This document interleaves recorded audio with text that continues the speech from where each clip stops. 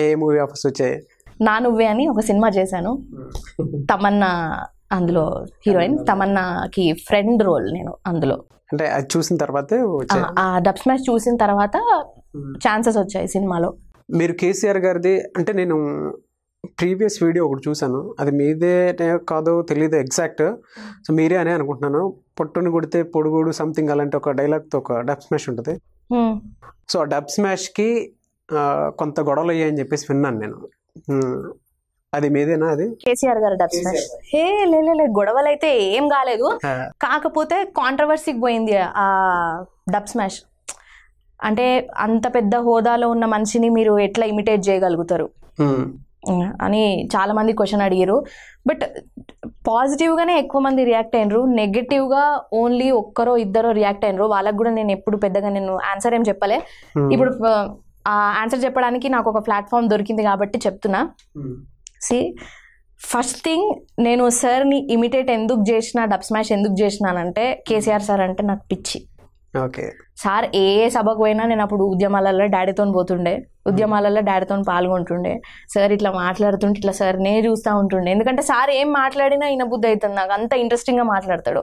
So సార్ని చూసి ఆయన మాటలు వింటూ అది నాకు అలవాటైపోయింది. సార్ ఎట్లా మాట్లాడతాడు, సార్ ఆ ఫేస్ టర్నింగ్స్ ఎట్లుంటాయి, కోపం వచ్చినప్పుడు ఎట్లా ఎక్స్ప్రెషన్ పెడతారు, అందులో నా ముక్కు కూడా సేమ్ కేసీఆర్ సార్ ముక్కు లాగానే ఉంటుందని చాలా మంది మా ఫ్రెండ్స్ ఎక్కిరిస్తుండే. సో నేను అట్లా ఎక్కిరించినా కూడా నేను అస్సలు ఫీల్ కాకపోతుండే. ఎందుకు ఫీల్ కాకపోతే? You people are comparing with me a great legend, obviously I have to feel happy for that. ఎందుకంటే కేసీఆర్ అబ్జర్వేషన్ లో చూస్తుంటే తెలుస్తుంది మీకు ముక్కు సేమ్ అలానే ఉంది. ఆ డబ్ స్మాష్ చూసిన వాళ్ళు అందరు కమెంట్స్ అవే పెట్టిండ్రు, ముక్కు సేమ్ కేసీఆర్ లా ఉంది, కేసీఆర్ లా ఉంది. అవును ఉంది, నాకు అట్లా అన్నప్పుడు నాకు హ్యాపీ అనిపిస్తుంది. ఎందుకంటే అంత మంచి లెజెండ్ తో కంపేర్ చేస్తున్నప్పుడు ఎవరు హ్యాపీగా ఫీల్ గారు? ట్రోల్స్ కూడా వచ్చినాయి చాలా, కేసీఆర్ ముక్కు నా ముక్కు పక్కన పెట్టేసి ట్రోల్ పిక్చర్స్ కూడా చాలా వస్తే నేను అవిటి కూడా సంతోషంగా హ్యాపీగా నేను ఫేస్బుక్ లో ట్రోల్ చేసుకున్నా. But coming to our topic, అంత పెద్ద హోదాలో ఉన్న మనిషిని మీరు ఎట్లా ఇమిటేట్ చేయగలుగుతారు అనే క్వశ్చన్ ఇది. ఫస్ట్ థింగ్ అండి, నేను సార్ని ఇమిటేట్ ఎందుకు చేసిన అంటే సార్ మీద ఉన్న అభిమానం పిచ్చితో నేను ఇమిటేట్ చేసిన. సార్ అంటే నాకు అంత పిచ్చి, అందుకే కండువా వేసుకొని సేమ్ సార్ లాగే బొట్టు పెట్టుకొని అంత పర్ఫెక్ట్గా ఇమిటేట్ చేసిన. సో నేను ఆ ఇమిటేట్ చేసిన టైంలో సో నేను ఎక్కడ కూడా నేను ఆయన బాడీ లాంగ్వేజ్ని, సార్ బాడీ లాంగ్వేజ్ని ఎట్లా కూడా డిఫరెంట్గా చూపించలేదు. సేమ్ సార్ ఎట్లా మాట్లాడతాడు, ఎట్లుంటాడు, ఆ డైలాగ్ అనేటప్పుడు సార్ ఎక్స్ప్రెషన్ ఎట్లా ఉంటుందని నేను యాజ్ ఇట్ ఈస్ దించిన డబ్ స్మాష్లో. సో ఇందులో ఫస్ట్ థింగ్ నెగటివిటీ తీసుకోవడానికి ఏం లేదు. ఇప్పుడు సార్ మాట్లాడిన డైలాగ్స్ కాకుండా నాకు నేను ఓన్గా వాయిస్ రికార్డ్ చేసి చెప్తే అది వేరు. కానీ సార్ మాట్లాడిన డైలాగ్స్ ని నేను డబ్ చేసిన, సార్ లాగా కండు వేసుకొని, సార్ లాగా బొట్టు పెట్టుకొని, సార్ లాగా మూమెంట్స్ ఇచ్చి నేను చెప్పిన అంతే. దీంట్లో పెద్దగా కాంట్రవర్సీ అది ఇది ఏం లేదు. నేను చాలా ఎంజాయ్ చేస్తా సార్ మాట్లాడుతుంటే, అట్లనే చూస్తూ ఉండిపోతా. నేను టైం కూడా తెలియదు నాకు అసలు సార్ మాట్లాడుతుంటే ఏమవుతుంది ఏంది అనేది. చెప్పండి, ఇది నా ఫేవరెట్ డైలాగ్ సార్ చెప్పిన దాంట్లో. ఆల్మోస్ట్ ఆ డబ్ స్మాష్ లో చేసిన అన్ని ఫేవరెటే నాకు, కానీ ఆ ఫేవరెట్ల నుంచి ఇంకో ఫేవరెట్ చెప్తా.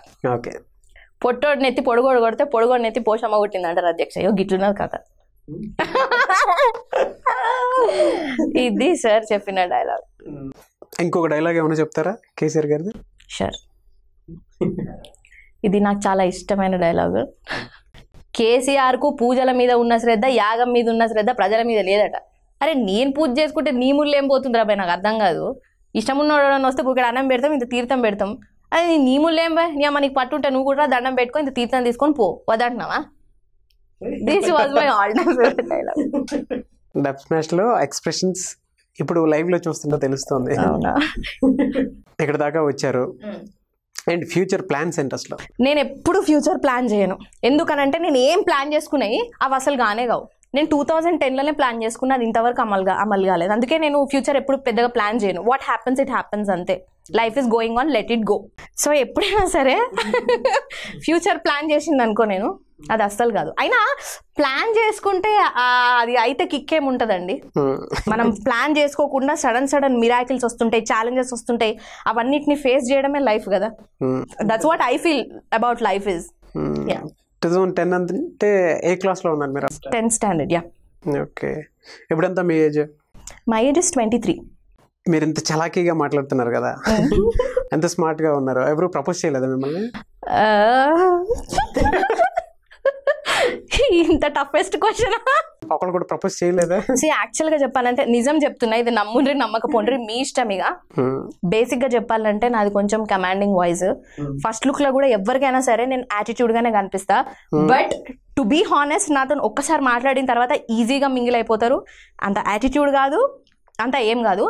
బట్ నిజం చెప్తున్నా, నేను మా దగ్గరికి ఎవరైనా రావాలంటే భయపడతారు, ప్రపోజ్ చేయాలంటే ఇంకెక్కువ భయపడతారు. అవునా? ఎప్పటి వరకు ప్రపోజల్స్ రాలే? ప్రపోజల్స్ వచ్చినాయి, నా దగ్గరికి వచ్చి ఎవరు చెప్పరు, మా డాడీకే చెప్తారు అంతా. నా దగ్గరికి వచ్చే ధైర్యం ఎవరు చెయ్యరు. ఏదైనా ఉన్నా కూడా మా డాడీకే చెప్పేస్తారు. మరి మీకు నచ్చారా ఎవరైనా? నచ్చారుగా, నాకు నచ్చిన వాళ్ళకి పెళ్ళి అయిపోయింది. ఎవరంటే చెప్పండి.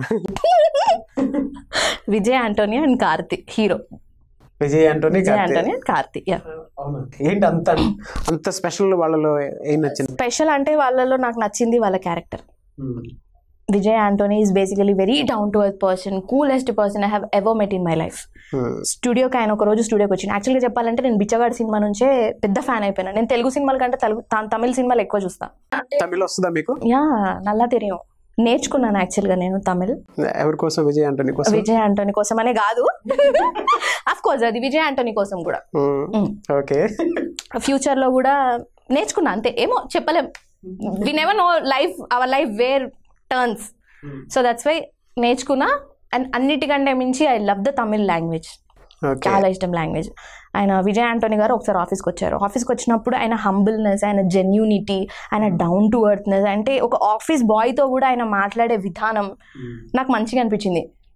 It attracted me a lot. Face expression కూడా ఎప్పుడు ఒకేలా ఉంటుంది కదా విజయ్ ఆంటోనీదా?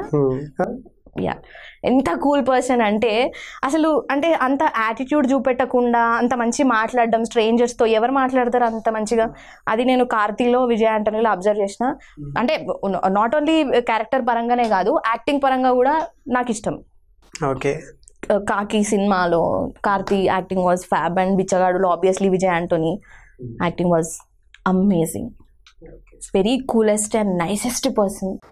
సో వాళ్ళలో నచ్చడానికి క్యారెక్టర్ కాకుండా ఇంకేం నచ్చుతాయి మీకు? ఇంకేం నచ్చుతుంది అంటే Vijay Antony always prefers formals వేసుకుంటాడు ఎక్కువ. విజయ్ ఆంటోనీ ఫార్మల్స్ బాగా సెట్ అవుతాయి ఆంటోనీకి. And yeah, of course Karthi కూడా ఫార్మల్స్ వేసుకుంటాడు, కానీ ఎక్కువ టీ షర్ట్స్ వేసుకుంటాడు కార్తీ. బేసికలీ ఇంకా ఫ్యాన్స్ అంటే వాళ్ళు ఏం వేసినా మనకు నచ్చుతారు ఆబ్వియస్లీ, అవునా కదా? సో వాళ్ళని లవ్ చేశారు మీరు? యా. అలాంటి వాళ్ళు ఇంకా దొరకలేదా మనకి? ఇక్కడ దొరకలేదా మీకు? ఉంటారా అండి అట్లాంటి వాళ్ళు? ఎంత రేర్ అసలు. అట్లాంటి వాళ్ళు ఎవరు ఉంటారు? విజయ్ ఆంటోనీ, కార్తీ కనిపించారు బయట, మీరు జనాలు చూస్తే కనిపించారు వాళ్ళు మీకు? అదే చెప్పాను కదా నేను ఇంతకు ముందుకు, నా దగ్గరికి ఎవ్వరు రారు, నన్ను ఎవ్వరు ప్రపోజ్ చేయరు. ఇన్ కేస్ నేను ఎవరికైనా నచ్చితే మా డాడీకే చెప్తారు వాళ్ళు డైరెక్ట్ గా, ఎందుకంటే డాడీకి నాకు బాండింగ్ ఎక్కువ ఉంటుందని అందరికీ తెలుసు. బయట వాళ్ళు కాకుండా మీకు ఇంకెవరు నచ్చలేదా? వాళ్ళు కాకుండానైతే నాకైతే ఇప్పటివరకు ఎవరు నచ్చలేదు, హానెస్ట్ గా చెప్తున్నా. అది కూడా లేదు, నచ్చలేదు ఇప్పటి వరకు. నో, నచ్చలేదు. టు బి హానెస్ట్ నచ్చలేదు. మీకు నచ్చాలంటే ఎలాంటి క్వాలిటీస్ ఉండాలి? పర్సన్ కి మంచి సెన్స్ ఆఫ్ హ్యూమర్ ఉండాలి first thing. Okay. And second thing, down to earth, humble character. Okay. He have to understand women psychology. అది ఎవరు అర్థం చేసుకోలేరండి. దాని మీద చాలా ట్రోల్స్ వచ్చినాయి, దాని మీద చాలా జోకులు కూడా వచ్చినాయి. Of course we all know that. ఎవరు అర్థం చేసుకోలేరని తెలుసు, అది అందుకే కష్టం అని నేను కూడా వదిలేసిన.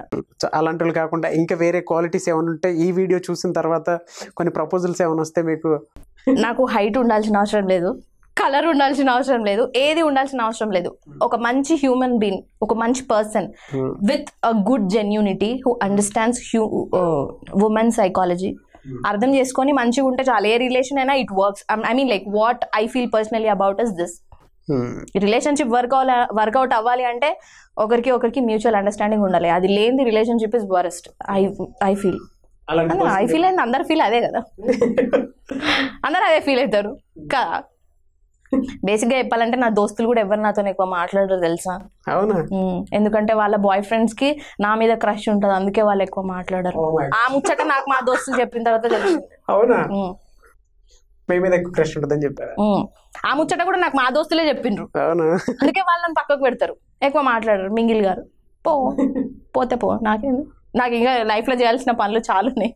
I'm single and I'm not ready to mingle. Yeah nice ప్రాస కదా. సో మీకు ప్రపోజల్స్ రాలేదు, మీరు ఎవరిని ప్రపోజ్ చేయలేదు? ప్రపోజల్స్ వచ్చినాయి but I didn't accepted the proposal. మీ దాకా డైరెక్ట్గా వచ్చి చెప్పలేదన్నారు? యా మా డాడీకి చెప్తే నాకు చెప్తాడు కదా, so and so candidate is interesting on you అని. ఫస్ట్ క్రష్ ఏంటండి అంటే ఇప్పుడు? బేస్ క్రష్కి, ఈ లవ్కి, ఈ రిలేషన్స్కి నాకు అసలు ఇంత టైం దొరికేదే కాదు. హానెస్ట్గా చెప్తున్నా. నేను 10th తర్వాత I started my inter first year. ఎందుకు తీసుకున్నా ఇంటర్ ఫస్ట్ ఇయర్ అంటే ఈ ఫీల్డ్లోకి ఎంటర్ కావడం చేసుకున్నా. మీకు ఆల్రెడీ స్టోరీ అంతా ముందుగా ఎక్స్ప్లెయిన్ చేసిన. సో కాలేజ్లో నేను 12 వరకు ఉంటే 12 నుంచి మళ్ళీ నేను అటు ఆఫీస్కి వెళ్ళిపోయేదాన్ని. ఓకే.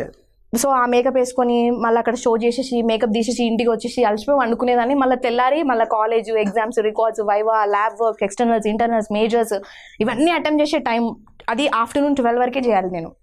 దాని తర్వాత మళ్ళీ నేను అక్కడ స్టూడియోకి పోవాలి. సో నాకు టైం అనేది ఎంత ఈజీగా గడిచిపోయిందంటే, అయ్యో నేను ఇంటర్లో స్టార్ట్ చేస్తే ఇప్పుడు నేను ఎంబీఏ చదువుతున్నా, అయ్యో అప్పుడే ఎంబీఏ అయిపోయిందా నాది, అప్పుడే అయిపోయిందా ఎంబీఏ, నేను ఇప్పుడు ఎంబీఏకి వచ్చినా అన్న డౌట్ నాకే వస్తుంది. సో టైం లేదండి నాకు, నిజంగా చెప్పాలంటే టైం లేదు. ఒకవేళ రోజుకి 30 hours ఉంటే బాగుండు. ఎందుకంటే హ్యాపీగా నిద్రపోవచ్చు, హ్యాపీగా చదువుకోవచ్చు, హ్యాపీగా ట్రావెల్ చేయొచ్చు, హ్యాపీగా తినొచ్చు. అంతే 30 hours ఉంటే నాకు టైం కరెక్ట్ సెట్ అవుతుంది. ఈ 24 hours ఏమీ చేయలేకపోతున్నాను నేను. ఎన్నో చేద్దాం అనుకుంటున్నా కానీ ఏం చేస్తలేను. Why? Because I have lot more things to handle. చదువు, office, college, studio, outdoors and my works. Everything I have to do in a 24 hours. And why only 1 week off in week లో ఒక 3 weeks offs ఉండాలి, డేలో ఒక 30 hours ఉండాలి. ఇట్లాంటి కొన్ని పిచ్చి పిచ్చి ఆలోచనలు వస్తుంటాయి అనమాట ఈ చిన్న మెదడికి అప్పుడప్పుడు.